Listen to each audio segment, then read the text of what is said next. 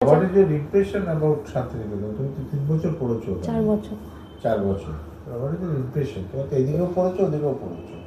কি মনে হয়েছে? কি কারণে it is better than other universities?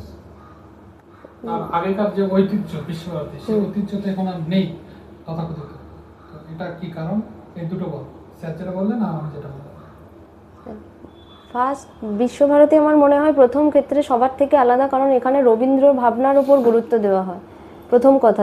দ্বিতীয় নম্বর কথা, বিশ্বভারতীতে আমি আলাদা আলাদা ডিপার্টমেন্ট, আলাদা আলাদা সেখানে বিভিন্ন মানে যেমন শিক্ষা ভবন, সেখানে যেমন সায়েন্স সাবজেক্টের ওপর জোর দিয়ে হচ্ছে কলা ভবন, সঙ্গীত ভবন, সেখানে ভারতীয় স্থাপত্য, কৃষ্টি এবং চীনা ভবন, এবং যেখানে রয়েছে ভাষা ভবন, যেখানে বিভিন্ন ভাষা জাপানিজ, চাইনিজ সেখানে শেখানো হচ্ছে। তাছাড়াও বিশ্বভারতীর যে মোটো, সেখানে বলা হচ্ছে where world make a home in a single next, মানে সেটা প্রমোট করছে সারা বিশ্বের সমস্ত জায়গা থেকে যে স্টুডেন্টদের আগন্তুক যারা মানে পড়তে আসছে তাদেরকে তারা আপ্যায়ন করছে। এটা মনে হয় বিশ্বভারতী সবার থেকে আলাদা।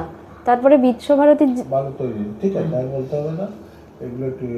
আর স্যার যেটা বললেন যে এখন কেন সেটা নেই, কিছু কিছু ক্ষেত্রে যখন রবীন্দ্রনাথের যেরকমভাবে উনি যখন শিক্ষা ব্যবস্থা শুরু করেছিলেন, উনি বলেছিলেন 4 দেওয়ালের মধ্যে না থেকে যেন আমি প্রকৃতির সাথে মিশে থাকতে পারি।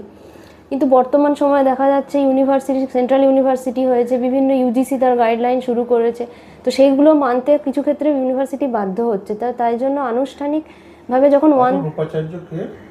এখন তো ডক্টর প্রবীর কুমার ঘোষ স্যার আছেন। তোমার সময় কে ছিল? আমার সময় দুজন ছিলেন।